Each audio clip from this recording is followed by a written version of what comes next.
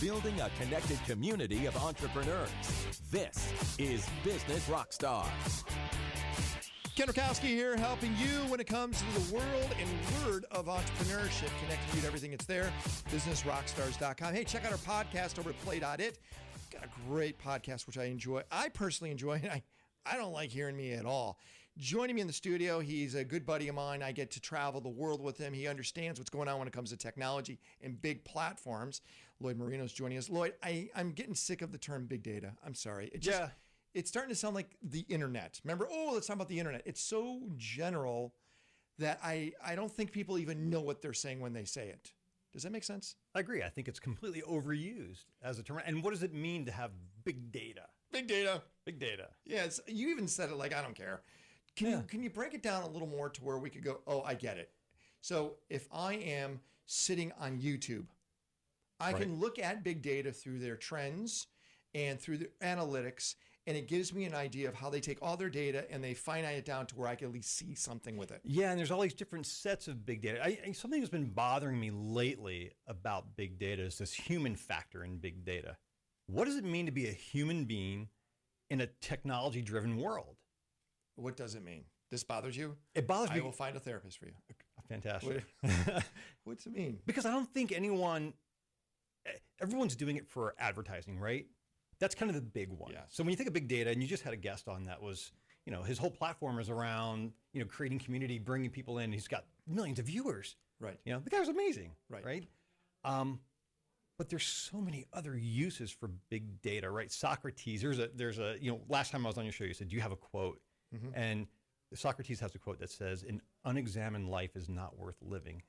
I love that. I don't know what the heck that means. Yes, you do. Of course you do. Well, I think it means different things to different people, all right? But what about an over-examined life, right?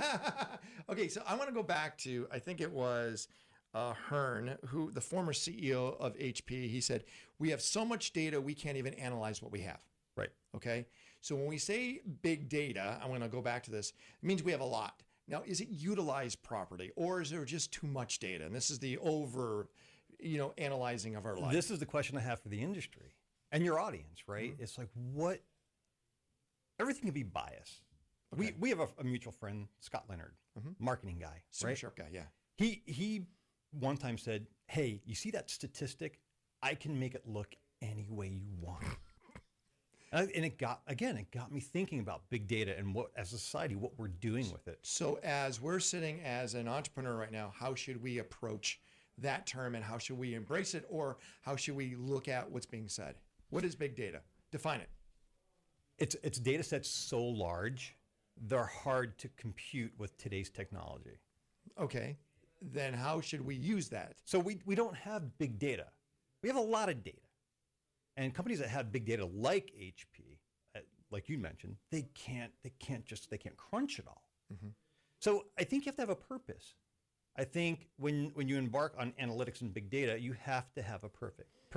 So for your business, why are you collecting all this information about individuals? Say you're building the next widget in technology. Okay. One of the things you're going to do is try to gather as much information about people who are using your product as you can. Well, no, you said you're building, meaning let's just say you don't have it. We can go off and buy analytics and data from somebody else, right? Sure you can, yeah. But that's smart. That's smart, and I think that's going to be the trend more and more, where these data sets about you and me are going to exist in the world, and they're going to be for sale. Or free. Let me give you an example. Right, and that's my conundrum. That's my... what does it mean to be human? So Peter Hirschberg, who's got a TED Talk, he used the big data of San Francisco and Singapore, which was open source, it's free, sure, to determine traffic issues, to create brand new traffic patterns, to resolve traffic problems within those cities. Fantastic. And they're implementing it. Right, fantastic. And he found a way to make money off of those cities because they use that data set to fix a problem. And I love that. That's using big data in a smart way. I think so. Yeah, yes.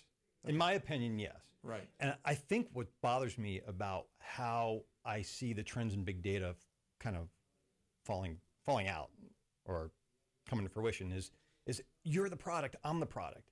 I think I have a problem with it. I think I have a problem with it until I need something for free. Well, isn't that what Google is? Yeah. Do you have a problem with that? In some respects, I think again, what does it mean to be human in a technology-driven world? What does it mean when you're that exposed because you're freely giving away all this data about yourself? I'd much rather see the scenario you just mentioned about San Francisco. Traffic and all that. Right. Or healthcare, right? But names were ripped off of that, and everyone was a data set where with Google, you are an individual set. And I think what might bother you, right? But you're an individual set. So you on Waze, you on Google Search, you on Google Voice, you on Google Maps, all that matters to Google to give you a relevant ad. Because I'm their product. You're their product. Yes. Do you really get bothered? I mean, I don't, because I'm okay with it. But if I was trying to hide, I could see where I could be. I think it bothers me because I think 5 years, 10 years down the road. Oh, I could see that then. Okay, right? maybe. Right. Yeah. So where are we going with all this great technology? Sounds like there's a great business in one to make you better secure, to feel like, hey, I know where my data goes. Or why not build a company to where you can sell you as a data set so people can buy you? Is there a way to license yourself?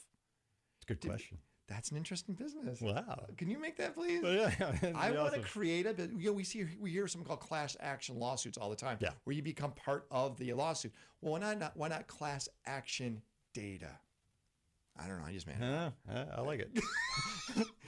Lloyd Marino, who's our next Larry Page and Sergey Brin, he's about to create $1 billion company all around that idea. If you want to find you, where do they go? LordMarino.com. It's pretty easy. And he tweets and he posts, find out more about what's going on in being human, living in this digital world. That's what Lloyd covers. I want to thank, of course, our great team, and that's Ben and Nick and Rollo and Bridget and Brittany. And of course, all of you for listening on a regular basis. Sign up for our podcast, hear what's going on. We're here every single day connecting you to everything entrepreneur. I'm Ken Rakowski. Thanks a lot for listening. Bye.